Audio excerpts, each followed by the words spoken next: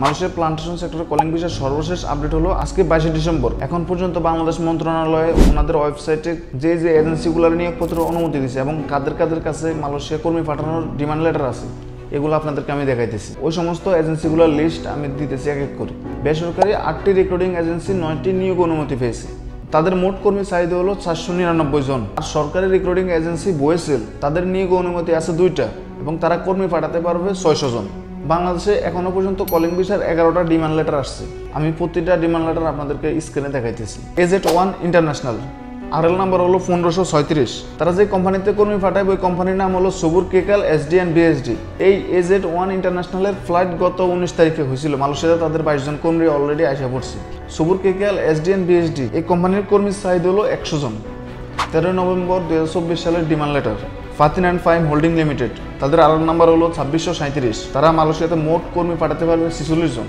সরকারি recruiting agency BOESL, তাদের RL number হলো 147। বোয়েসেল 25 সেপ্টেম্বর যে ডিমান্ড লেটারটা পাইছে এটাতে তারা 200 কর্মী পাঠাতে পারবে। 24 অক্টোবর আরেকটা অনুমতি পেয়েছে Fatin and Faim holding limited. এখানেও তাদের 15 জন কর্মীর চাহিদা আছে। ফাতিন অ্যান্ড ফাইম এদের কাছে 2টা ডিমান্ড লেটার আছে। এরপর 13 নভেম্বর মেসার্স মিটি ওভারসিজ, আরএল নাম্বার 2698। এদের কর্মী চাহিদা হলো মোট 15 জন। 15 জন কর্মীর ডিমান্ড লেটার আছে এদের কাছে। আমি যে ডিমান্ড লেটারগুলো পড়তেছি প্রতিটা ডিমান্ড লেটার আমি আমার ব্যাকগ্রাউন্ডে দিতেছি, আপনারা দেখেন মিলিয়ে নেন।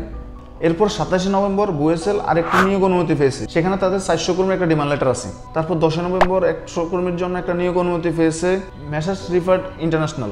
এদের আরএল নাম্বার হলো 2084। মোট 2টা কোম্পানিতে 100 কর্মী পাঠানোর একটা ডিমান্ড লেটার তাদের কাছে আছে। তারপর 10 ডিসেম্বর AZ ইন্টারন্যাশনাল, তাদের আরএল নাম্বার হলো 1536। তারা আরেকটি নিয়োগ অনুমতি পেয়েছে, সেখানে তারা 49 জন কর্মী পাঠাতে পারবে। তারপর 2রা December মেসাজ Iaz overseas, RL number 2066। তারা একটি ডিমান্ড লেটার পেয়েছে, সেখানে তারা 150 জন কর্মী পাঠাতে পারবে। 11 December মেসাজ SSB global overseas limited, RL number হলো 2722। ওরা যে ডিমান্ড লেটার পেয়েছে সেখানে তারা 20 জন কর্মী পাঠাতে পারবে। এই ছিল সর্বশেষ আপডেট। এখন আপনারা কোন এজেন্সির মাধ্যমে আপনাদের মেডিকেল করাইছেন, কোন এজেন্সির মাধ্যমে আপনাদের পাসপোর্ট জমা দিয়েছেন, এখন আপনারা দেখে নেন আসলে কি মিলছে নাকি।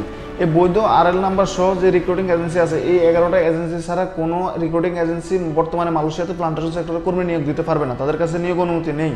শুধুমাত্র এই 11টা রিক্রুটিং এজেন্সি ছাড়া অন্য কোনো এজেন্সিতে আপনারা পাসপোর্ট জমা দিবেন না, মেডিকেল করবেন না, তাহলে আপনারা ধোঁকার শিকার হবেন। বর্তমানে মালয়েশিয়াতে ডিমান্ড লেটার ছাড়া কিংবা নিয়োগ অনুমতি এজেন্সি ছাড়া কোনো কর্মী আসতে পারে না।